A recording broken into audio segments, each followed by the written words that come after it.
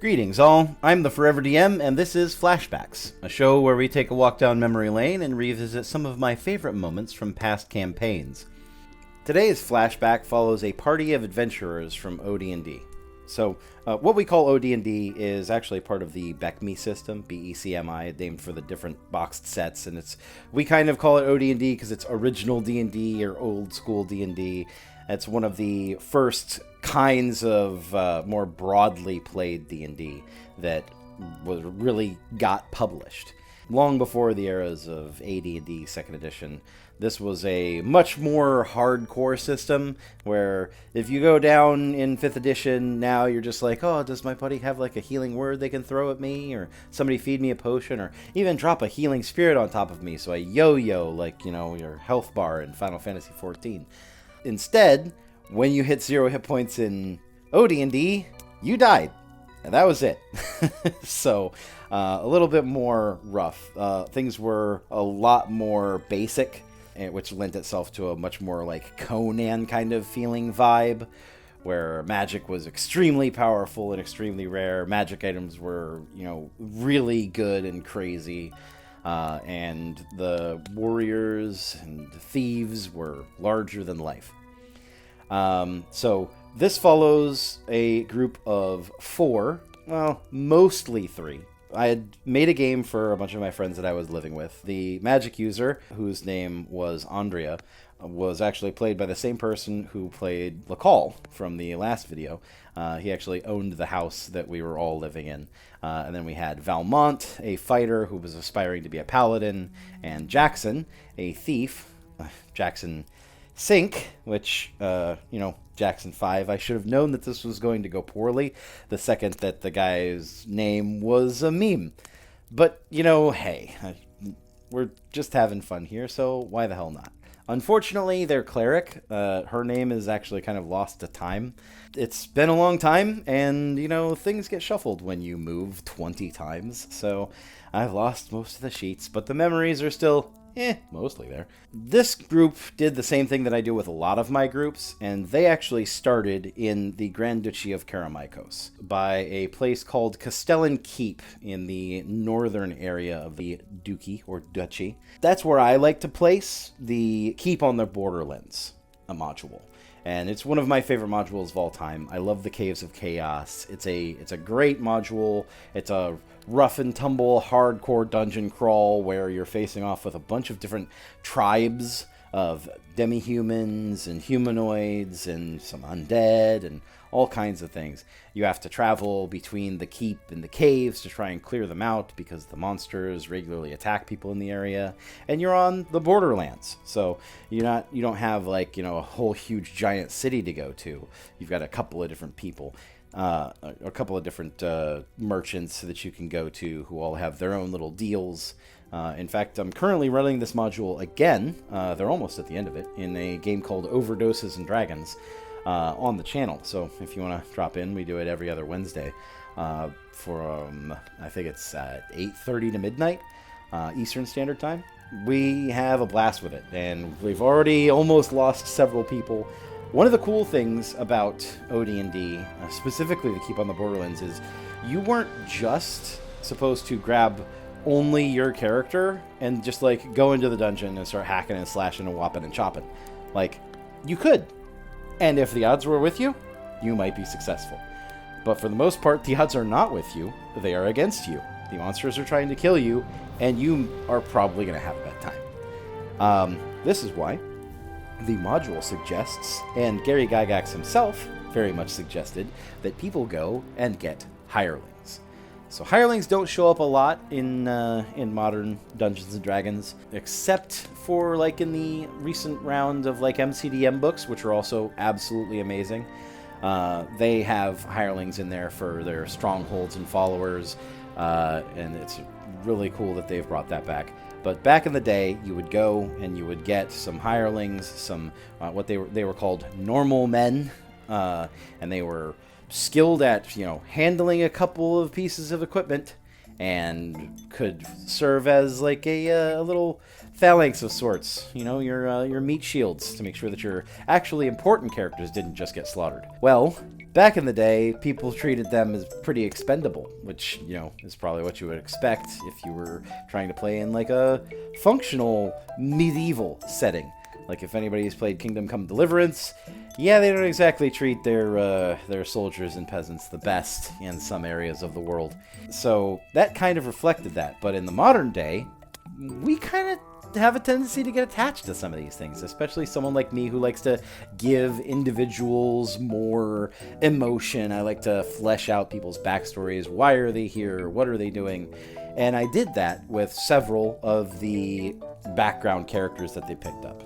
Because you can pick up your men-at-arms, which are your know-nothing normal men, and then you can pick up other adventurers that are NPCs that'll come along with you as hirelings. They take a portion of your treasure and your XP, and people get kind of frustrated with that right up until the point where they realize that they can hire a guy that has 2 more hit dice than them and a better armor class. And then they're like, yeah, no, I'll sacrifice that so I don't have to eat that hit. And then when they die horribly, they're like, well, it wasn't me, but it does kind of suck that Bob got killed. Well, the lantern that I made, if you've seen the ForeverDM magic item, is actually based around this story. So the party went out to go to the Caves of Chaos and fight these monsters and clear it out so that they would stop attacking people on the road and laying siege to the keep and all that stuff. General monster chicanery that used to be the bread and butter of old adventuring settings. Monsters were nearby. They do bad thing. You go stop monster doing bad thing. Get big money. It was fine. It's a great stock adventure. And so they got some hirelings and people to go out there and do that. And at one point, they had found, in a random encounter, a dilapidated tower. And they had rested during the night before they moved on to go to the Caves of Chaos. And what they didn't know, that for this random encounter, I had actually rolled up a group of Gnolls.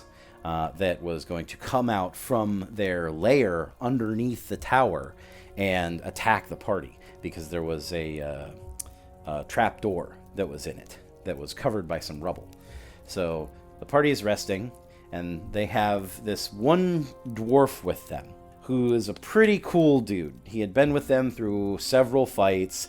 They had kind of gotten along with him. He had a name. I was playing him as the, rough and tumble gruff dwarf who didn't need any of your shenanigans, and I'm going to do things my way. Everybody was having a lot of fun role-playing with it. But one of the things that I had mentioned just offhand as I was coming up with stuff was that he had a very ornate lantern. And it was beautifully engraved and had, nice symbols on it of different events that had happened in his family history. And so finally one of the characters asked him, hey, so what is with your lantern? And it was Jackson who was asking him, trying to figure out more about this guy, because he liked to poke the bear. Jackson was your thief's thief. One of the first things that he did at Castellan Keep was try to pickpocket somebody. First level thieves don't have a very high chance of being able to do that, and they don't exactly have a lot of hit points either because they get a D4. He had a -1 con bonus. He made him as a ranged attacker because of his stat rolls. You rolled your stats, you got what you got, and then you played with that until they went kaput. Well, he got chased around town because of trying to get some money. And his reasoning to the party was, but I'm broke. And so Andrea's like, we're all broke, you moron. That's why we're adventuring. So he's poking at the dwarf and trying to figure out, what's going on with you? What's your story? Where are you from? And the dwarf is like, I'm from Rockholm. He doesn't want to go any further with it. He's like, okay, so what's with the beautiful lantern? You got this plain battle axe that you carry around. You got normal splint mail armor that you're wearing. His equipment was nothing special, except he had this really ornate lantern. And so in this like moment, I'm like, I'm trying to come up with this as we're playing. And so it just comes to me in this strike of inspiration. And I just shout, well, not everyone gets an axe. And everybody at the table starts cracking up. And so I had decided that the story was this dwarf was like the 7th down in the line of succession in his family. And so, of course, the first son gets his grandfather's axe, and the second son gets his father's pick and his grandfather's sword, and third son gets his father's crossbow and his father's hand axe, and on and on down the line until and they're supposed to go out and do a little adventuring to explore the world around them, and they come back home and settle down to become members of the clan. Well, there wasn't a whole lot left for the seventh son, so they gave him, his father's ornate lantern, and told him, go out to the world and make your name for yourself. And so he had a little bit of a chip on his shoulder. It made for a really great kind of emotional interaction between all of them, because they all felt kind of bad for him all of a sudden. Andrea is over here. She is a self-made wizard from the Republic of Durakan, a magic user who's trying to explore new magics. Jackson Sank was a nobody who was just a thief. I'm just going to call him Jackson from now on. That pun, my God. He was a nobody, and this was his way of making his way, was going out into the world, becoming a backstabbing thief. Valmont was just originally a farmhand who got his whole thing. He was your typical, folk hero kind of character who came from a farm, and then, I think it was, it wasn't goblins. It was, anyway, I forget which kind of demi-humans it was that actually attacked in the Grand Duchy. But there was a specific group that attacked, and he managed to hold off a few of them, and he decided he was going to go around and help people. So that's why his goal was to eventually become a paladin. And it was great because Valmont is lawful, and then Andrea is neutral, and then Jackson is chaotic. So we had the triple threat here of characters who can act in whatever way.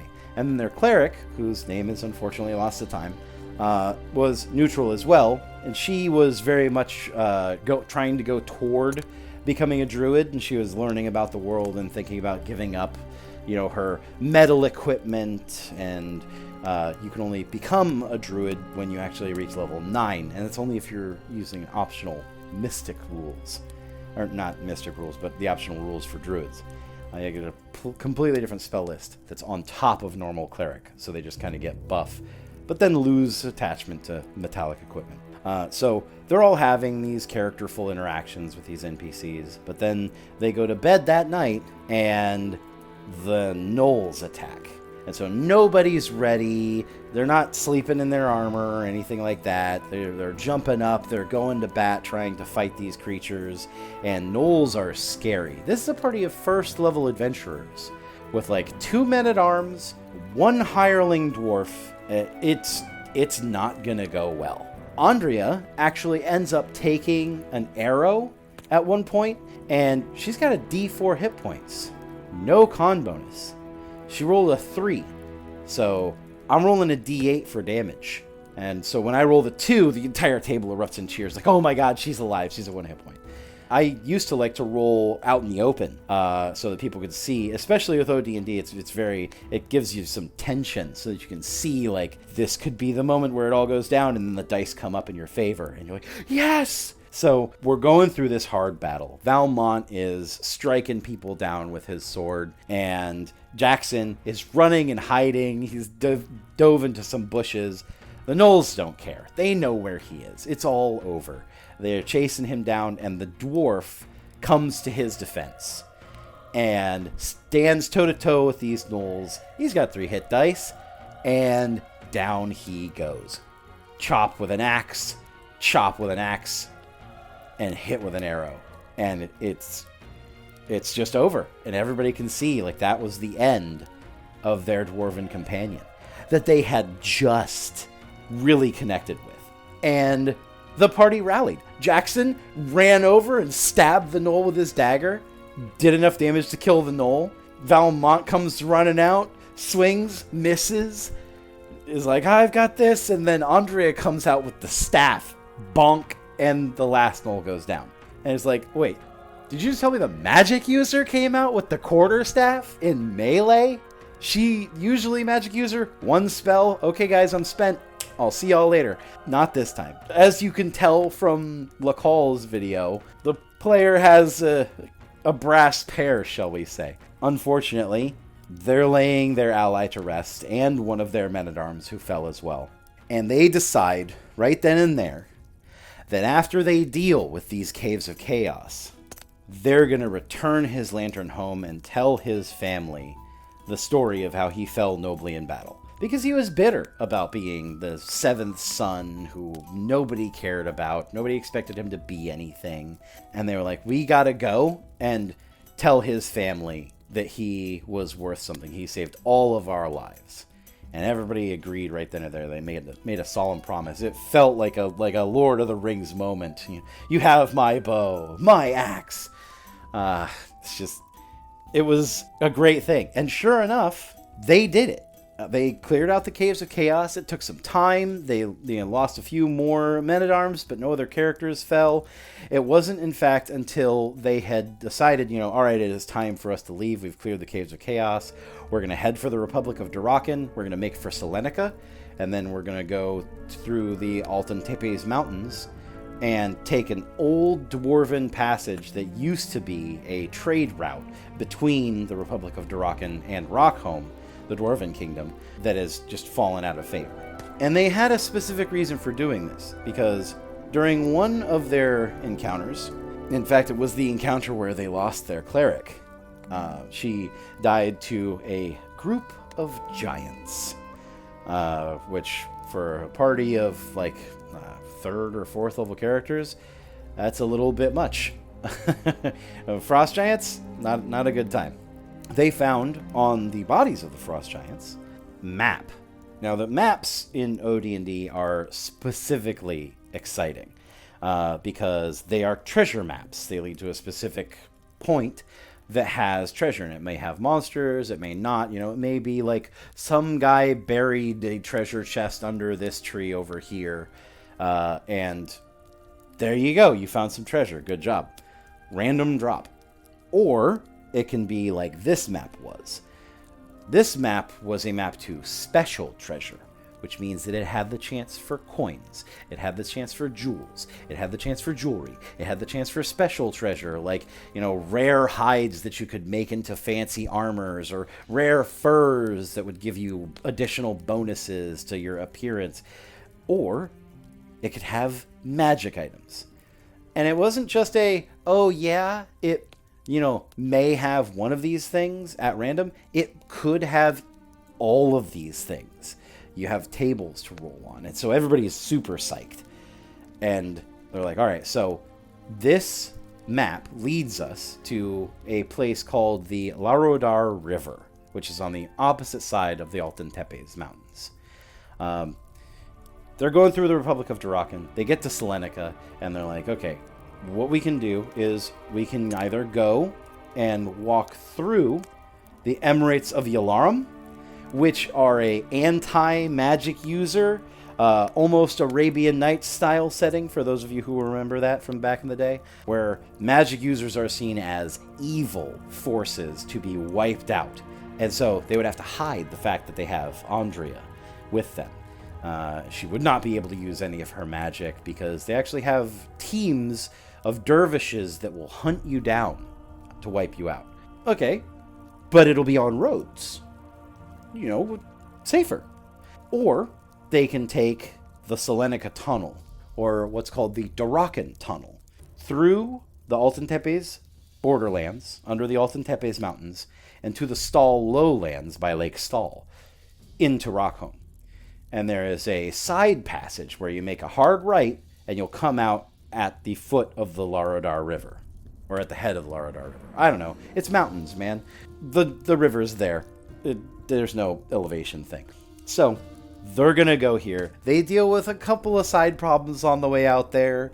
There was a really great scene in Selenica, or maybe it was Riedel. No, I think it was in Selenica, where I actually rolled on the table for city encounters, and I got a necromancer, so it ended up being a magic user who had necromantic spells with a few of their undead minions trying to sneak through the city, and one of the characters spots them. And so they ended up chasing them through, mad dash style, trying to get to this magic user, because Andrea was power hungry for new magic. So if she saw a magic-using enemy, she was like, that's dangerous. And they have a spell book, and I want it. So they would hunt down opposing magic users. Because magic users back in the day... So there's this thing in new D&D where magic users will like sell scrolls, and you can write them down and things like that. Magic users in Mystara were cutthroat.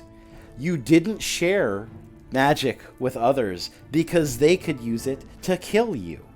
When you went and learned from Wizard as an apprentice, they booted you out after teaching you your first couple of levels of spells, and then you had to hunt down scrolls in order to expand your magical knowledge. Good luck.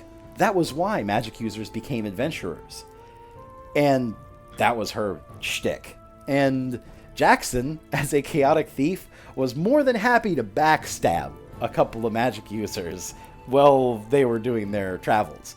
But for the most part, Valmont kept them on the straight and narrow, because he was most certainly the strongest of the group. He was the most noble, both in bearing and in deed, because he rolled really high on that charisma.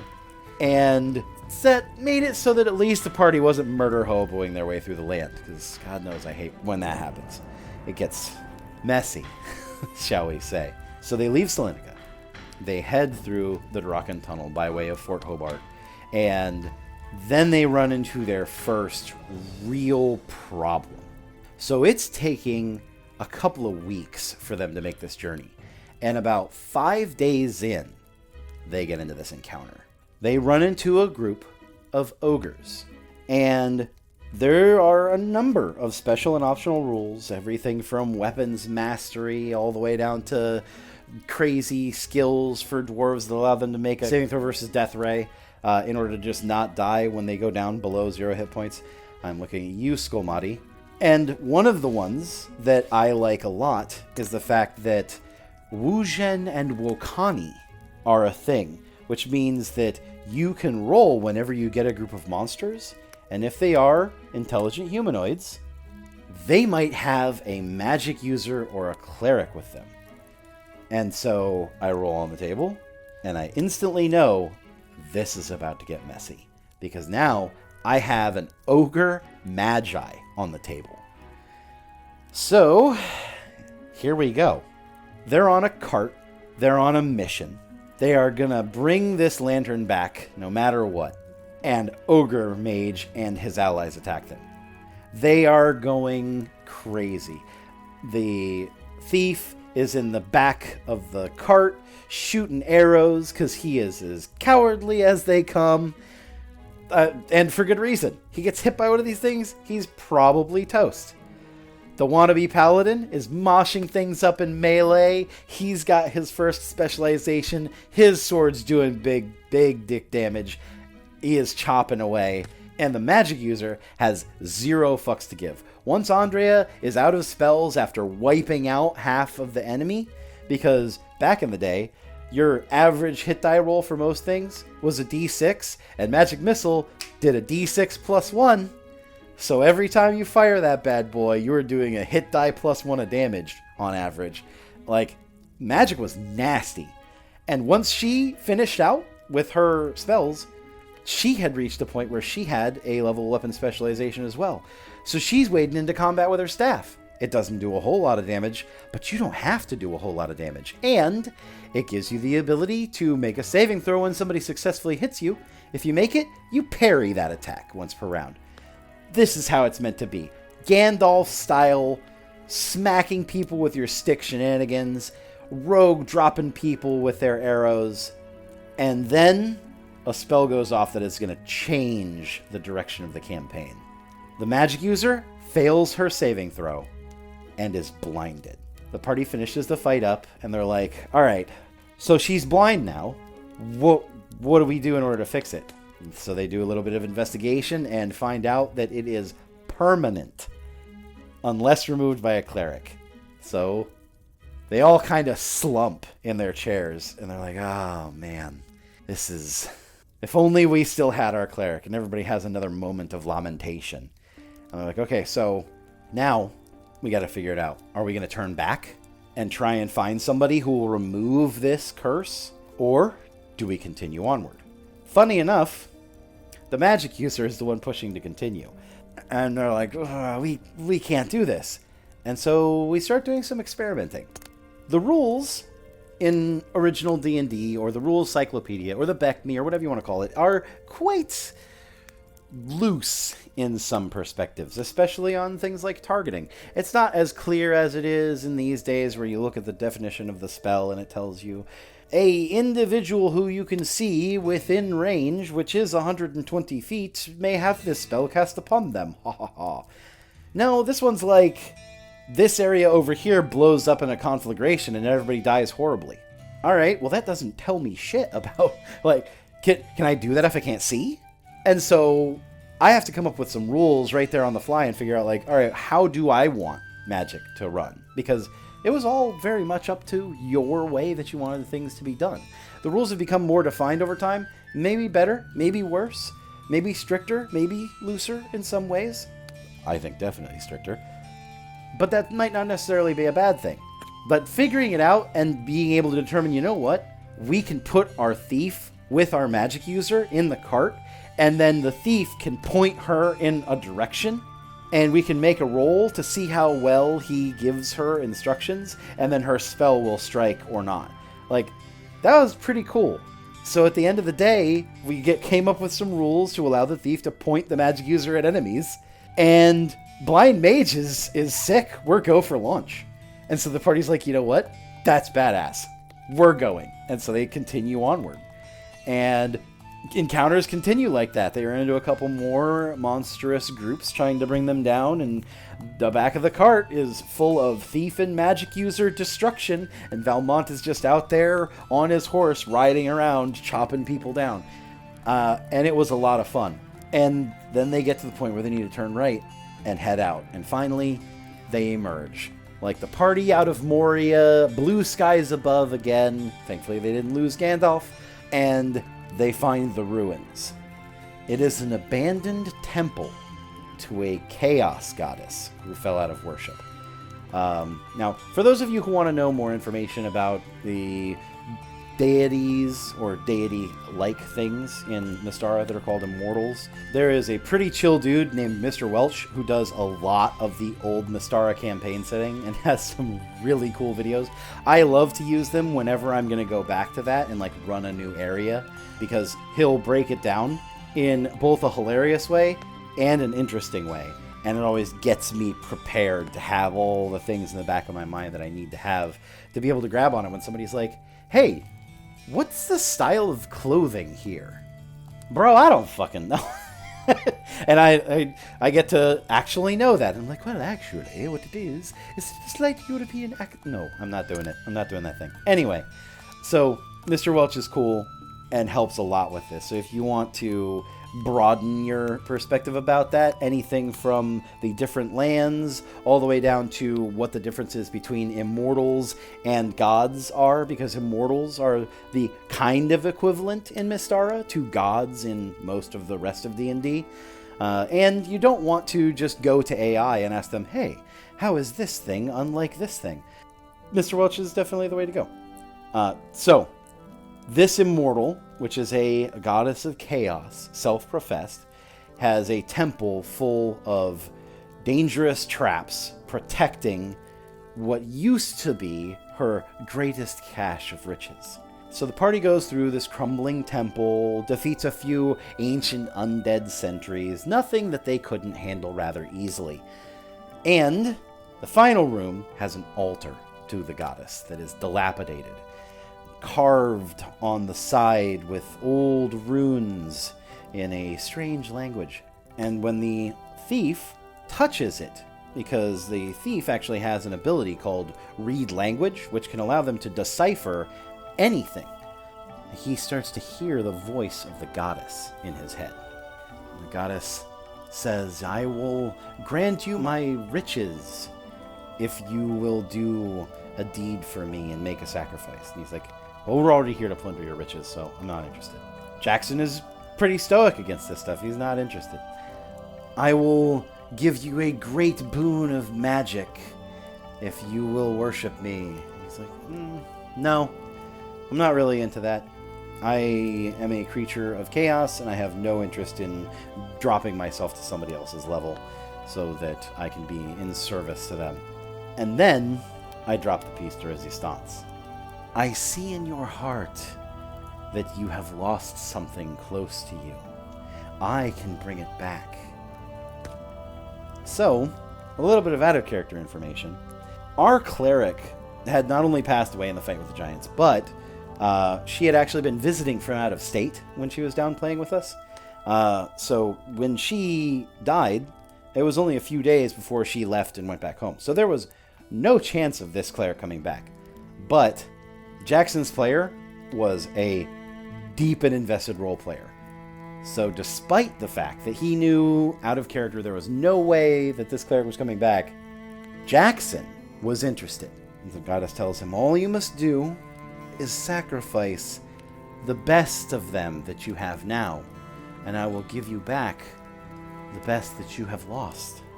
And the table's kind of jittery at this point a little bit, because we're role-playing in the open. This is an open forum, in person, real life, so everybody sees me doing this. And so Jackson goes, Valmont, come here and look at this altar. And Valmont's not the smartest bunch, but nobody believes that Jackson's going to do it. So the wannabe paladin plays into it. He comes over and stands before the altar. He's like, what is it, Jackson? And he's like, can you read this? I can't make anything out of it. And so the paladin kneels down before it and is like, no, I can't make anything out of it. And everything is real tense because people are waiting to see what's going to happen. And nothing does. Jackson says, oh, well, I'll continue inspecting it. Maybe I can find some hidden cache. There should be treasure here somewhere. And so Valmont turns to Andrea and is like, Andrea, can you maybe decipher this language if I can describe the runes to you? And that's when that bastard strikes. He didn't just bait Valmont in character. He baited Valmont's player out of character. Because when Valmont's player says, oh, Valmont turns to Andrea and asks her, Jackson leans over and says, so can I get a backstab? Huh? Sorry, what? So backstab, for those of you who don't know, what is now modern-day sneak attack instead was just a flat multiplier on your damage if you got somebody from behind with a shank. And it was specific to dagger, and it was deadly as hell. If you imagine that a d6 plus 1 is going to be dangerous to somebody, you can only imagine what a skilled rogue does with their dagger doing more than the d4 damage because of weapon mastery, and then getting to multiply it. So in one strike, it's over. Instantly kills the fighter. The whole table is silent as it goes down. Nobody believes that this is really happening, except for one person who is silent with a big shit-eating grin on his face, because he pulled one over on everybody. But he didn't like what happened next. It's my turn to grin, because this is an evil goddess of chaos. So as Jackson is describing lowering the paladin's failing body onto the altar so that his lifeblood can spill over it, I laugh as the goddess of chaos for all to hear and mock the thief for believing that a goddess of chaos would restore something to him, instead seizing Valmont's soul from his body as his last breath leaves him and knocking out all lights in the temple and leaving them in the darkness as Jackson deserves. And I think they were just completely broken at that point. Andrea snaps and starts berating the thief for his betrayal. Jackson says what he did. He was honest about it, and he said that he just wanted her back. And Andrea says, you got what you deserve, and leaves him in the temple, abandoning him there with the body of their fallen comrade. And Jackson stays. Andrea finds her way out, blind as she is, makes her way to the cart, and decides that she is going to move on without him. Valmont is like, my character's dead. That's it. And Jackson says that he is going to stay in this temple. And that's where we end it. Literally. End of campaign. GG. Wrecked. All right, everybody. Thanks. Go home. And this echoed through our gaming group for a long time. We had a gaming household. This was our thing that we did. Like, sometimes 5 or 6 days a week. Everybody's days off were dedicated to playing one game or another. Whether it was Dark Heresy or 2nd edition D&D, rarely. 3.5, that was our jam at the time. OD&D was a lot of fun as like a throwback. We had a few others like Aeon Trinity and Vampire the Masquerade and all kinds of fun stuff. But this put us off our game for a while. So a little bit of information on how cracked up this was. The player for Valmont and the player for Jackson was a couple. The player for the cleric that they lost initially was my girlfriend at the time. So the like love triangle dynamics of in-character relationships gets really strange at tables and really entertaining at times. But it never got like weird with us. And as I said, the player of Andrea was the player of Lacal. And these games were happening kind of like in the same year at least. But that player was the person who owned the house that we were all living in. We all rented. And so this kind of threw things off until the next convention that I went to. So I liked to go to the gaming conventions. I didn't go to all of them, but I specifically did enjoy going to Dundracon because it was my first convention that I had ever gone to where I was like, oh wow, there's an open place to just sit down and play D&D with anybody. And it was really exciting for me. There was a Dundracon event that came up. We had tickets already. I had bought my tickets and bought tickets for the couple. We all decided that we were going to caravan down together, get one room. You know, normal con stuff for those of you out there in the audience that are con goers. And while we were there, we saw the most hilarious thing, and we just had to get it. And the player for Andrea and myself went and picked up a pair of shirts for our Valmont and Jackson. And one of them said, I'm with Int3, and the other one said, I'm with Wiz3. And they both have arrows so they can be pointing at each other, you know, the couples shirts. And that was actually what allowed us to, like, get past this kind of spicy betrayal and destruction of this party. So they rolled up new characters, and Andrea got to come back. And then when my girlfriend came back down, she rolled up another character too. And they continued on the adventure because Andrea was desperate to hit 9th level. That was her goal. She wanted name level. Unfortunately, she never got there because she ran into some level-draining undead before that happened. But that's a story for another time. But yeah, that is why I decided that I was going to name this today's flashback as I sacrificed my party's Paladin, and all I got was this stupid t-shirt. Because it was actually the t-shirt that allowed us to go back and get back together into it. So I hope that you all enjoyed that story. Thank you for watching. And I will see you in the next one. Good night, all. Thank you for watching, and thanks to our wonderful supporters that make up our little community, watching us stream the best available and everything else you see on this channel live to our supporter-only Discord. It's quite active in there, with many playing in these games or others, and even running their own. This channel wouldn't exist without each and every one of you, which is why I read each and every name against my crying editor's wishes, starting with those in the power tier. Dark Sarah, Darth Cavalier, Doodle Poodle, Emanon, Jay Jones, John the Wicked, Joshua Williams, Sneaky GI, and the Traveling Bard Extraordinaire. In the Planar tier, Ice Commander, Ice Dragon, and Sparkle Lord the Fabulous.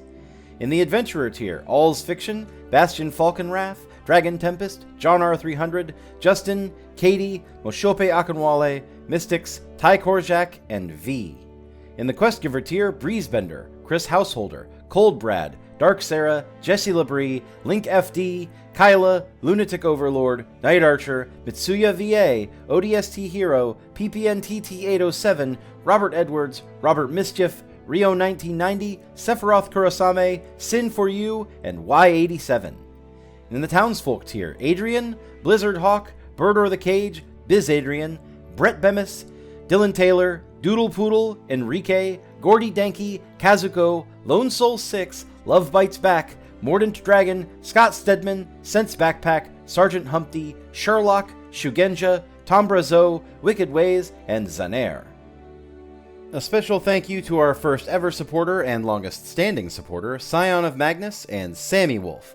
And as always, I can't forget to mention our creative team, Doodle Poodle, Nala Fontaine, Shadow Wolf, Scorpius187, MC_Cheshire, Thriving Inferno, and TheForeverDM. Me. Thank you for watching to the end, and as always, take care of yourselves, take care of each other, and I will see you in the next one. Good night, all.